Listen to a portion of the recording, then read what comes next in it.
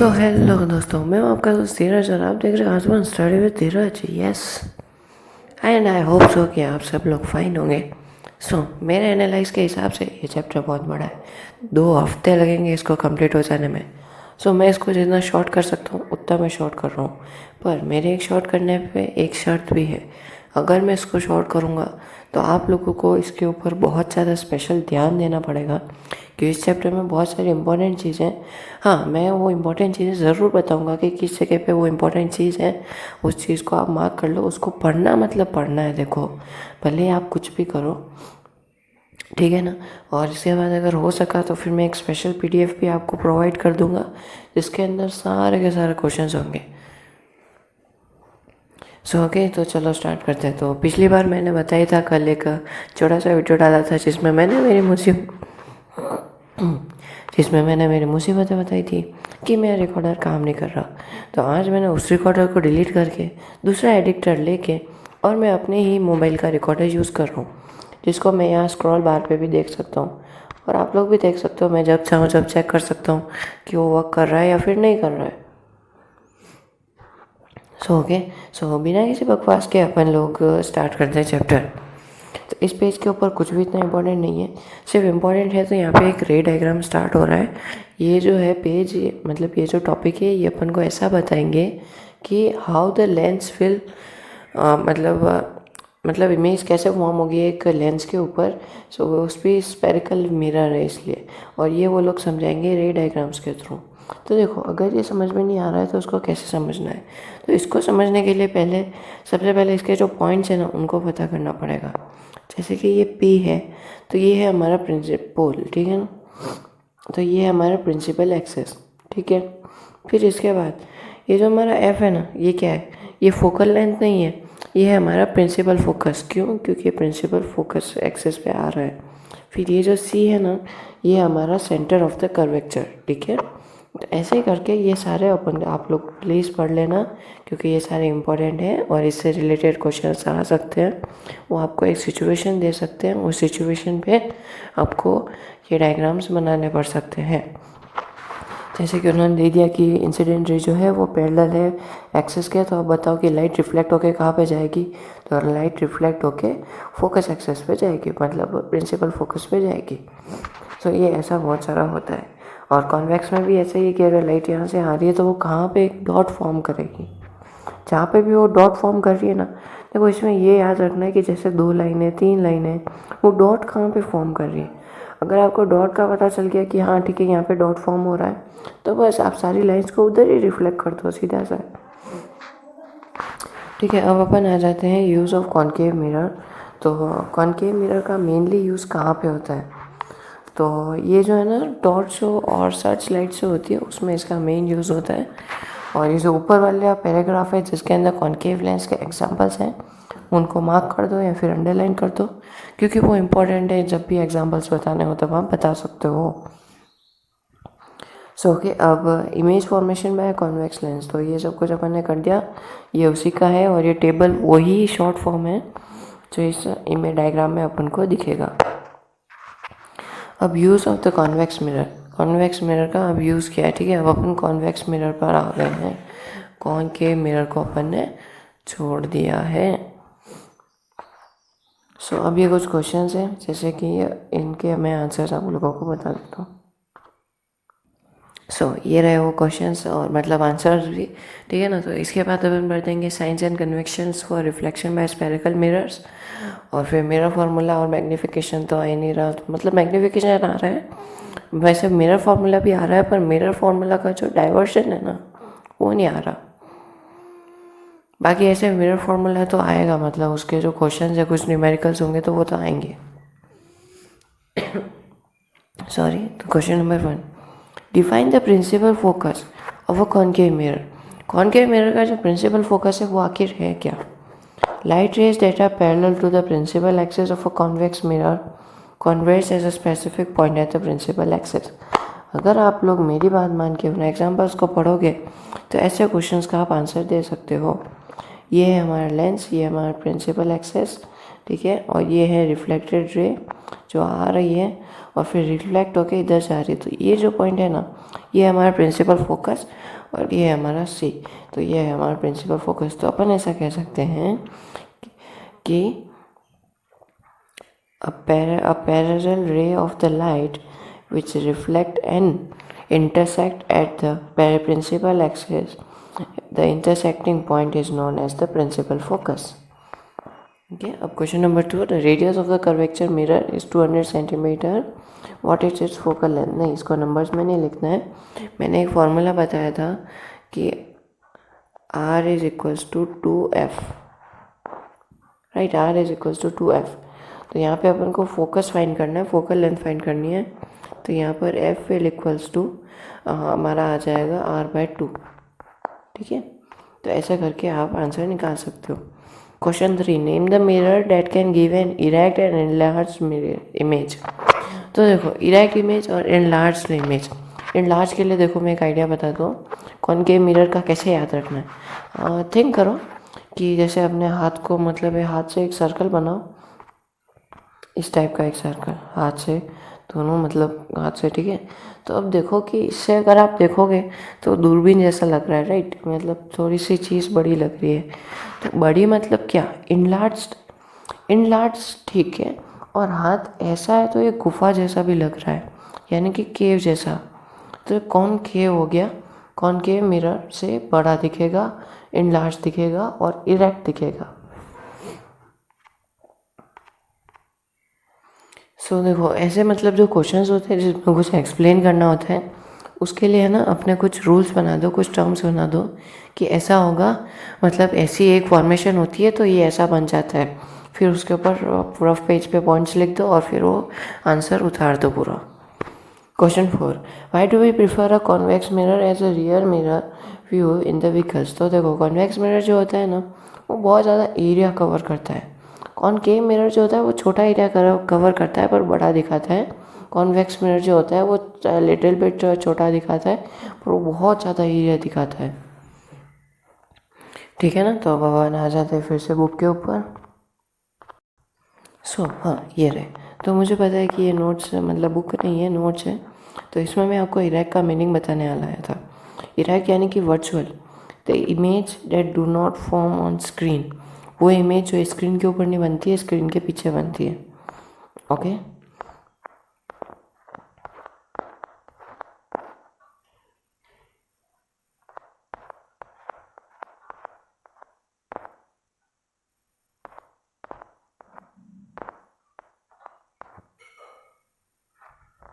तो ठीक है, अब आ जाते हैं हमारे sign of convection for reflection by spherical mirror. तो अपन कुछ साइंस पढ़ेंगे जो कि कन्वेक्शन मिरर के लिए होते हैं। देखो, तो object is always placed to the left side of the mirror. तो जो ऑब्जेक्ट होता है ना, वो हमेशा left side of the mirror में प्लेस्ड होता है। Second, all distance should be measure from pole parallel to the principal axis. तो सारे डिस्टेंस जो भी हैं वो शुड बी मेजर्ड होने चाहिए, ठीक है। अब टेक पी एज ओरिजिन। अब पी को अपन है ना एज अ ओरिजिन ले लेते हैं, डिस्टेंस मेजर्ड, पी यानी कि हमारा प्रिंसिपल एक्सिस, ठीक है। और राइट ऑफ द ओरिजिन यानी कि प्लस एक्स एक्सिस जो है आर टेकन एज पॉजिटिव और left origin are taken as negative. Perpendicular to the above principal axis जो कि वाई एक्सिस है। तो एक ऐसा एक सिस्टम, मतलब ऐसा एक ग्राफ बना देता है, उस ग्राफ को अपन कहते हैं कार्टेशियन सिस्टम, ठीक है। तो अब मिरर फॉर्मूला क्या है वो अपन ने नहीं आ रहा, तो अपन मैग्नीफिकेशन पे आ जाते हैं। तो मिरर फार्मूला कहाँ कहाँ पे यूज़ करते हैं वो देख लो, क्योंकि मिरर फार्मूला मतलब डाइवर्जन नहीं आ रहा है, बाकी मिरर फार्मूला आ रहा है। क्योंकि मैंने देखा था तो इससे कोई क्वेश्चन डिलीट नहीं हुआ है। इट मीन्स कि इसके क्वेश्चन सारे आएंगे, बस जो इसका जो मेन कॉन्सेप्ट है ना डाइवर्जन, वो नहीं आ रहा, बाकी फार्मूला यूज्ड है। तो देखो, distance between F and pole. तो फोकस, प्रिंसिपल फोकस और पोल के बीच में डिस्टेंस फाइंड करने के लिए इसका यूज़ करते हैं, और इमेज और पोल के लिए भी यूज़ करते हैं, ऑब्जेक्ट और पोल के लिए यूज़ करते हैं, या फिर सेंटर ऑफ द। देखो, ये बेसिकली जितने भी पोल वाले हैं ना, ये पोल में ये ज़्यादातर यूज़ होता है, ठीक है। तो ये जो मिरर फार्मूला है ये पोल के लिए ज़्यादा यूज़ होता है। अब मैग्नीफिकेशन क्या है? It is expressed as the ratio of the height of the image to height of the object. तो एक रेशियो है हाइट ऑफ द इमेज और हाइट टू द ऑब्जेक्ट के लिए, ठीक है ना। तो इसमें क्या होता है कि जैसे देख लो यहाँ पे h1 और वो था, तो जैसे देख लो यहाँ पे हाइट ऑफ इमेज को h1 आ गया और हाइट ऑफ ऑब्जेक्ट आ गया हमारा h। तो ये बन गया हमारी इक्वेशन 1। तो इससे अपन को कोई मतलब नहीं रखना है, अपन आ जाते थोड़ा सा नीचे। तो इसको अपन m कहते हैं, magnification is equals to -v/u, ठीक है ना। तो few tips, remember sign for convection of the mirror. तो यहाँ पे कुछ टिप्स हैं वो देख लेते हैं। ऑब्जेक्ट की हाइट होनी चाहिए ये always positive, image height real. अच्छा तो ये ऐसा नहीं है, देखो तो ऐसा है कि ऑब्जेक्ट की जो हाइट है ना वो हमेशा पॉजिटिव में होनी चाहिए, पर इमेज की जो हाइट है वो रियल और वर्चुअल, रियल में है तो नेगेटिव होनी चाहिए और वर्चुअल में है तो पॉजिटिव होनी चाहिए, ठीक है ना। अब object distance from the pole is equals to u और image distance from the pole. अच्छा तो u जो है ना उसका मतलब है कि इमेज डिस्टेंस फ्रॉम द पोल, और v जो है उसका मतलब है, मतलब u का मतलब ऑब्जेक्ट के इमेज, ऑब्जेक्ट का डिस्टेंस है, और u का मतलब है हमारे मतलब u का ऑब्जेक्ट की डिस्टेंस और v का इमेज की डिस्टेंस। v का अपन क्या बना सकते हैं, वर्चुअल से इमेज होती है ना तो वो, और u से कोई अम्ब्रेला का ऑब्जेक्ट ले लेते हैं, अम्ब्रेला इमेज है, ठीक है ना। तो ये ऐसा होता है हमारा। अब रिफ्लेक्शन ऑफ द लाइट कल पढ़ेंगे, थोड़ा सा बुक पे भी अपन नज़र मार लेते हैं, शायद उसके अंदर कुछ इंपॉर्टेंट हो। सो साइंस ऑफ कन्वर्जन, ठीक है, कन्वेंशन, ठीक है। तो ये अपन पढ़ लेते हैं। वैन डीलिंग विद, देखो इसमें ये अपन ऐसा पढ़ रहे हैं क्योंकि अपन ने इंट्रो पे देखो वो पढ़ लिया, डिटेल में अपन ने पढ़ लिया। इसमें क्या अपन को इंट्रो मिलेगा और कुछ ऐसे पॉइंट्स मिलेंगे जो इंपॉर्टेंट है। While dealing with the reflection of light by spherical mirror, we should follow a set of sign convection called the new Cartesian signs convection. In this convection of the pole P of the mirror is taken as the origin and the principal axis of the mirror taken as the x-axis and the coordinate system. The conventions are as the follow. तो जो object जो है ये ठीक है अपन ने पढ़ लिया है, तो अब इसमें अपन को ज़्यादा दिमाग का कचरा करने की ज़रूरत नहीं है। अब अपन आ जाते हैं मिरर फार्मूला और मैग्नीफिकेशन पे। तो मिरर फार्मूला का जो ये जो डाइवर्जन है ना 10.1, पहले ये फॉर्म है, फिर ये फॉर्म होगा, फिर ये फॉर्म होगा, ये नहीं आ रहा है। In the spherical mirror the distance of the, वैसे बहुत छोटा पॉइंट है, पढ़ने में कुछ नहीं जाता है। In the spherical mirror the distance of the object from its pole is called the object distance. यानी कि स्फेरिकल मिरर में जो ऑब्जेक्ट का डिस्टेंस होता है ना उसके पोल से, उसको अपन कहते हैं object distance. Distance of the image उसको कहते हैं अपन image distance. You already know that distance of the principal focus is called the focal length. हाँ, there is a relationship between three this quantities given by the mirror formula which is expressed as, ठीक है ना। तो अब ये the formula is valid in all situation for spherical mirrors. For all positive of the object, you must use the new Cartesian sign convention while substituting numerical values and r in the mirror formula. इसको अपन कुछ questions करेंगे और ये अपन को और भी ज़्यादा clear हो जाएगा। अब मैग्नीफिकेशन आ रहा है इसलिए इसमें ध्यान रखना। Magnification produced by a spherical mirror gives the relative extent which the image of an object is magnified with respect to the object size. It is expressed as the ratio of the height of the image to the height of the object. It is usually represented by the letter m. If h is the height of the object and h is the height of the image, then the magnification m produced by a spherical mirror is given by. अपन ने देख चुके हैं और ये सब कुछ भी अपन पढ़ चुके हैं। अब मैं कुछ इम्पोर्टेंट बताना चाहता हूँ। नहीं देखो कोई बकवास भले लगे आपको पर सुनो यार। देखो अच्छा ठीक है चलो बताओ हम लोग कौन है। हाँ हम 10th क्लास वाले कौन हैं बताओ। हम 10th क्लास वाले यूथ हैं। देखो यार देखो अगर देखो हम चाहे कुछ भी कर सकते हैं पर हम कुछ कर नहीं रहे हैं, कुछ भी नहीं कर रहे हम लोग। हम सिर्फ हमारी लड़ाई लड़ रहे हैं वो भी सही से नहीं। मतलब कि हम सिर्फ हमारा ध्यान रख रहे हैं, मतलब हमारे एग्ज़ाम्स और हमारा सब कुछ, बाकी हम कुछ भी नहीं कर रहे। कोई जो नेशन सपोर्ट होता है ना, उस टाइप का अपन ने आज दिन तक कुछ भी नहीं किया है, मतलब लिटरली कुछ भी नहीं। अपन बस क्रिकेट खेलना आता है अपन को, कोई दूसरे स्पोर्ट्स पे अपना ध्यान है ही नहीं। आज अगर ध्यान दिया होता ना, हर स्पोर्ट्स में मेडल आता अपने। हॉकी कोई नहीं समझता भाई, हॉकी को क्या, हॉकी गेम है, नेशनल गेम है अपना। बहुत कम बार अपन ने उसमें गोल्ड लेके आए हैं अपन, और अब की बार तो शायद ब्राउन्स में आए थे। देखो यार, देखो सिर्फ गेम्स की बात नहीं है, बहुत सारी ऐसी चीज़ें हैं जिसमें यूथ हैं हम लोग। तो देखो हम लोग बहुत कुछ कर सकते हैं, जैसे कि ग्रुप बना लो, फ्रेंड सर्कल्स हैं हमारे इतने। जैसे कि देखो कोई वेबसाइट बनानी है किसी की हेल्प के लिए, तो कोई एक जना ये चीज़ करेगा, वो ये करेगा, वो ये करेगा, ये ऐसी बन गई वेबसाइट बना दो, वेब बना दो, कुछ भी बना सकते हो। पर अपन कुछ करते नहीं। मुझे ये पता करना है कि क्यों नहीं कर रहे हो यार। देखो ऐसे खाली बैठना कि मत, ठीक है चलो गेम खेलना किसी का पैशन भी हो सकता है, नहीं मैं उसके लिए मना नहीं बोल रहा हूँ। मैं तो यार उसके लिए बोल रहा हूँ कि अपन सोसाइटी के लिए, कल्चर के लिए और अर्थ के लिए कुछ भी नहीं कर रहे, कुछ भी नहीं। आप लोग सोचोगे क्या है, तू भी हमारी एज का है, तू क्या कर रहा है।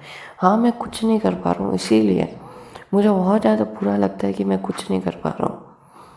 पर मैं कुछ करना चाहता हूँ और मैं मेरी पूरी ट्राई कर रहा हूँ करने के लिए।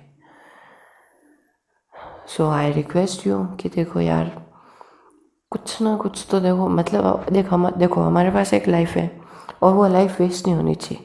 कुछ एक हमको ऐसा गुड काम या फिर गुड वर्क करना चाहिए जिसकी वजह से हमारा नाम बुक में आए। एक ही मोटो रखो कि एक ऐसा अच्छा काम जिसकी वजह से आपका नाम बुक में आ सके।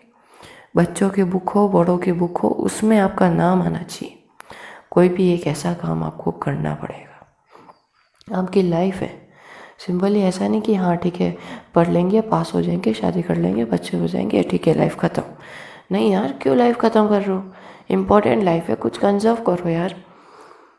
देखो ऐसे लोग सक्सेसफुल नहीं होते। और है ना, जो लोग ऐसा देखते हैं कि मोटिवेशनल वीडियोस हैं, मतलब दूसरों का देखते हैं, जैसे इलॉन मस्क जो कर रहा है वो मैं भी करूँगा, जैसे जेफ बेजोस ने जो किया वो मैं भी करूँगा। तो मैं एक बात बता देता हूँ कि जो टॉपर होते हैं या फिर जो ज़्यादा अच्छा, मतलब अभी सक्सेसफुल है ना, वो कभी भी सच नहीं बताते। भले ही वो कितने भी अच्छे हों, पर वो कभी रियलिटी शो नहीं करते। क्यों करेंगे, उनका स्टेज खतरे में आ जाएगा, वो बुरा लगे आप लोगों को, बट ये रियलिटी है। वो कभी भी ट्रूथ नहीं बताएंगे। अच्छा ठीक है, अच्छा एग्जांपल दे दूँ तो मान लोगे, आपकी क्लास का में कोई टॉपर होगा, मैं टॉपर नहीं हूँ, मैं पहले बता देता हूँ, मैं थर्ड या सेकंड पोजीशन पर हूँ, पर मैं टॉपर नहीं हूँ। तो टॉपर होगा, उससे पूछोगे भाई तू कैसे पढ़ता है, कैसे इतने मार्क्स लेके आ जाए, वो क्या कहेगा, अरे मैं तो कुछ नहीं पढ़ता यार, मैं तो बस ऐसे जो कोर्स में आता है वो पढ़ लेता हूँ बस। क्या क्या लगता क्या है, रियलिटी में वो वही पढ़ता होगा जो अपन पढ़ रहे हैं, अपन भी वही पढ़ रहे हैं, वो भी वही पढ़ रहे हैं, उसके मार्क्स आ रहे हैं, अपने नहीं आ रहे। देखो ऐसा है कि खुद कुछ करो, डिपेंडेंट मत रहो, इंडिपेंडेंट रहो, किसी के ऊपर डिपेंडेंट मत रहो। देखो मोबाइल है हमारे पास, टेक्नोलॉजी, इंटरनेट है, कुछ भी कर सकते हैं अपन इससे, पर नहीं कर रहे अपन, इसका रॉन्ग यूज़ कर रहे हैं। प्लीज़ यार कुछ करो, क्योंकि अपन को कुछ ना कुछ करना चाहिए।